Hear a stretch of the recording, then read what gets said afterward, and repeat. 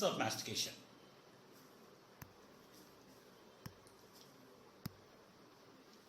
So in this we will be discussing the competency, that is attachments, directions of fibers, nerve supply, and actions of muscles of mastication.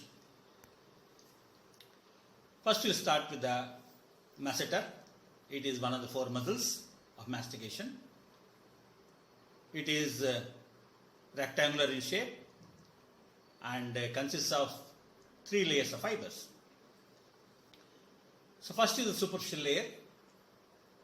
The superficial layer originates from the maxillary process of zygomatic bone. It inserts into angle of mandible and posterior half of lateral aspect of ramus of mandible. Then middle layer, origin, medial aspect of anterior zygomatic arch and lower border of posterior zygomatic arch. Insertion, middle part of mandibular ramus. Deep layer, origin, medial aspect of zygomatic arch, insertion into the upper part of ramus of mandible and coronoid process.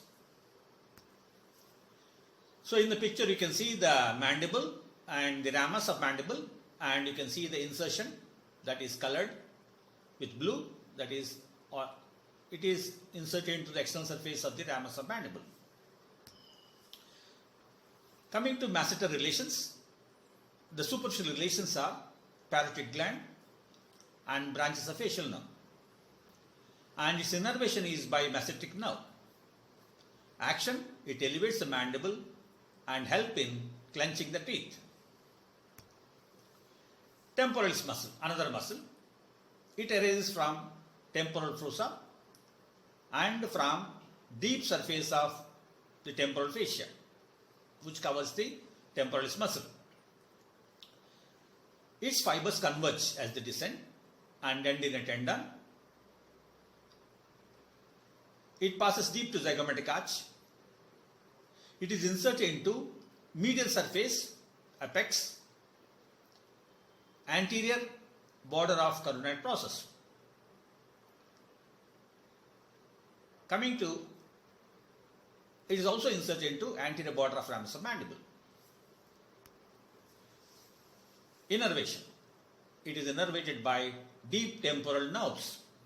Action, upper and anterior fibers help close the jaws, and the posterior fibers retract the mandible. The picture showing the insertion of temporalis, that is to the coronoid process, apex, and also anterior border of the ramus of the mandible. Then we go to medial pterygoid. It has 2 heads of origin. Deep head. Deep head originates from medial aspect of lateral pterygoid plate. Superficial head originate from maxillary tuberosity. Insertion, it is inserted into medial surface of mandibular ramus between the mandibular foramen and the angle of mandible.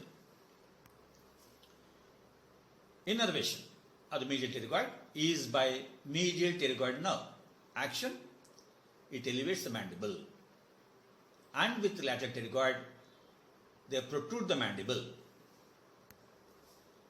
The picture showing the insertion of medial pterygoid muscle, that is between the mandibular foramen and the angle of the mandible on the medial surface of the ramus of the mandible. Then we go to lateral pterygoid muscle, the 4th muscle.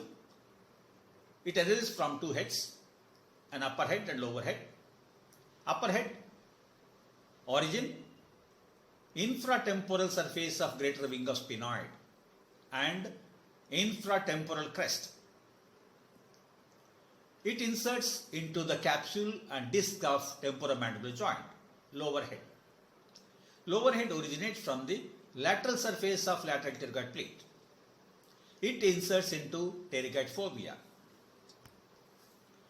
The picture showing the insertion of lateral pterygoid into pterygoid fovea. Innervation. Innervation of lateral pterygoid is by nerve to lateral pterygoid. Action.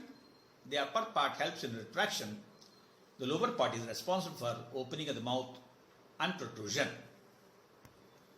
Then we go to another competency, that is clinical significance of pterygoid plexus of pterygoid venous plexus. The pterygoid venous plexus is a network of tiny veins buried in the substance of lateral pterygoid muscle. It receives blood from the orbit and the tributaries of the branches of maxillary artery.